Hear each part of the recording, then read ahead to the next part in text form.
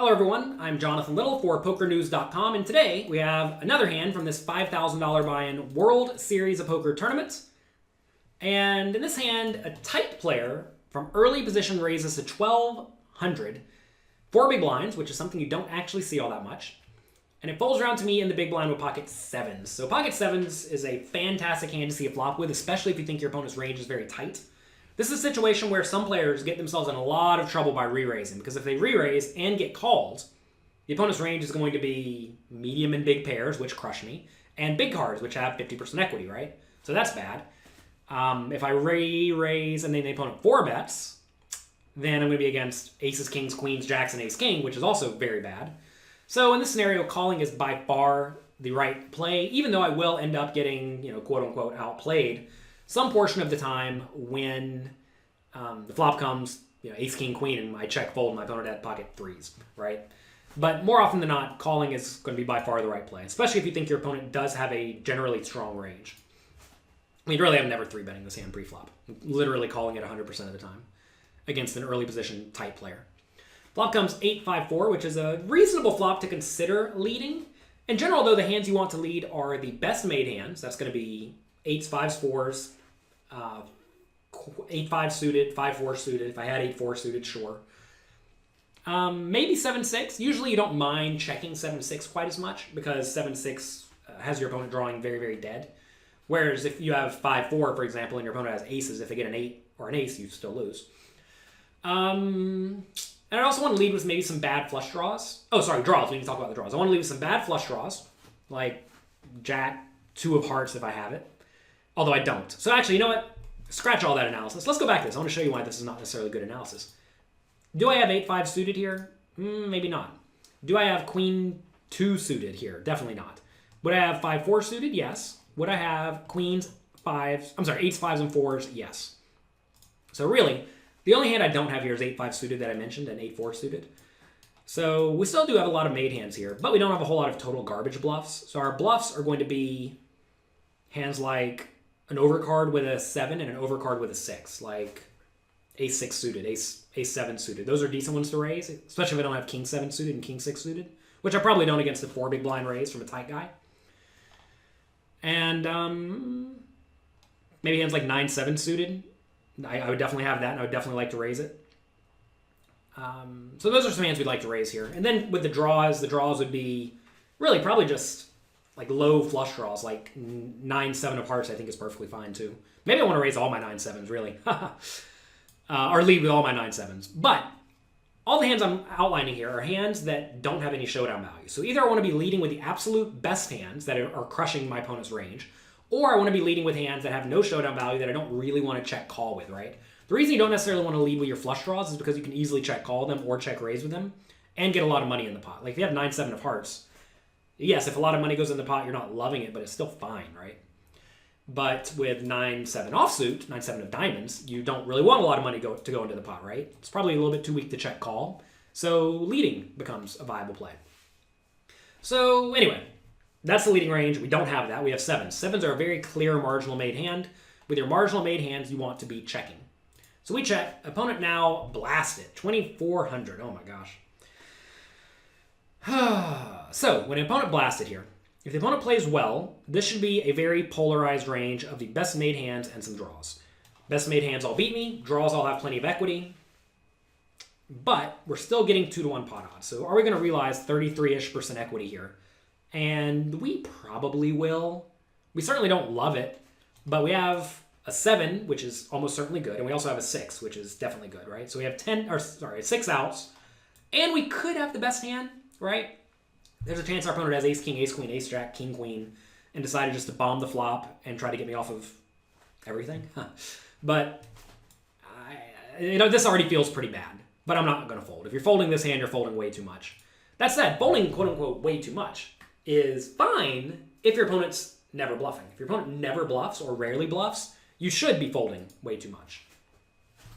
Turns a queen. I'm going to check fold if he bets again now. This is a great spot to bet, by the way, if he has ace-jack or ace-10 or maybe even ace-king, because now he can keep betting with his overpairs because the queen just definitely didn't tell me, right? So if I don't have any queens besides ace-queen suited, king-queen suited, queen-jack suited, queen-10 suited, queen-9 suited, I mean, and those would all be hearts, right? So it's only 4 combinations of hands. So this card is way better for my opponent than for me. So in this scenario, he should be bluffing a lot. But you're going to find a lot of type players don't. And in this scenario, I should have a lot of random 8s, 5s, and 4s, which will fold if my opponent bets the turn and then bets the river. So this is a pretty nice spot to keep bluffing if you are going to play the strategy the opponent's using. Fortunately for me, though, most people don't actually use that strategy. They instead just check with their ace 10s and then give up. So check, check, which is nice. River's a 2. Should I value bet or blocking bet?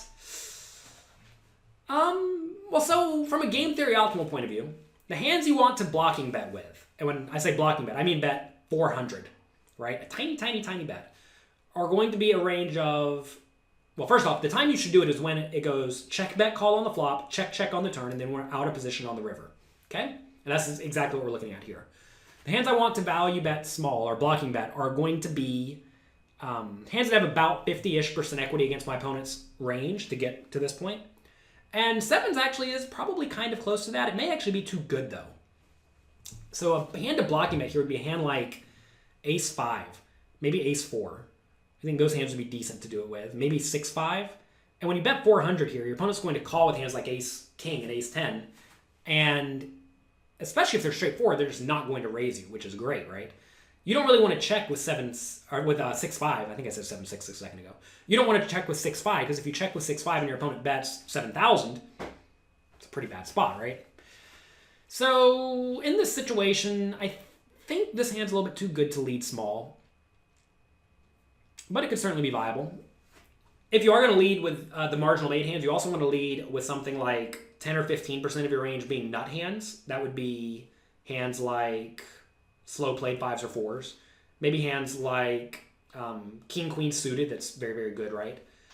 And then you also want to lead with some bluff. So if we did happen to have a hand like 9-7 of clubs that check call flop, or 9-7 of hearts that check call flop, we could lead tiny with that some tiny portion of the time. But that is all very unnecessary to do against a random type players making it 4 big blinds pre-flop and then blasting the flop on this board. Assuming they're not very good, right? You always want to ask, do I even need to use these strategies against someone who does not know what's going on? And very often the answer is just no.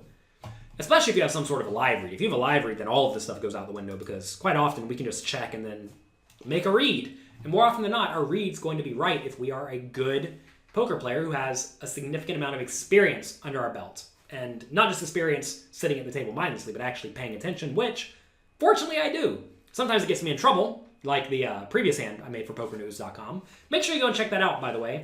If you've not checked out all the videos on my YouTube, we have a lot of them. You can find that at youtube.com/floattheturn, FLOATTHETURN. Go there, subscribe, like the videos, and watch all the past ones, because there are a bunch of them there for you. This is like the 170-something video I've made for Poker News, so thanks to Poker News for keeping me around. Anyway, sometimes the reads will get you in trouble, sometimes they will be helpful, and if you are a good player and you actually keep track of how your reads do, more often than not, you're going to see that they are good plays, and always make sure you account for the pot odds, right?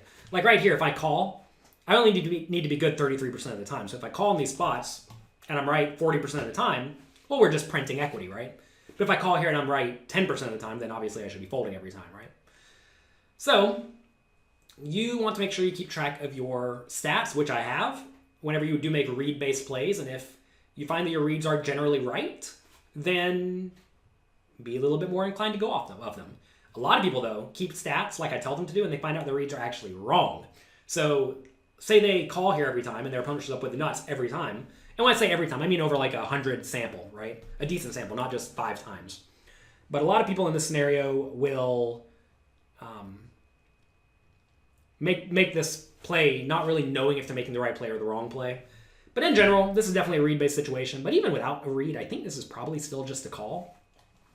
And the reason is because a lot of players in this player's situation would bet the turn with all their queens and better. So is this player really value betting a hand like Jack's now huge on the turn? On the river?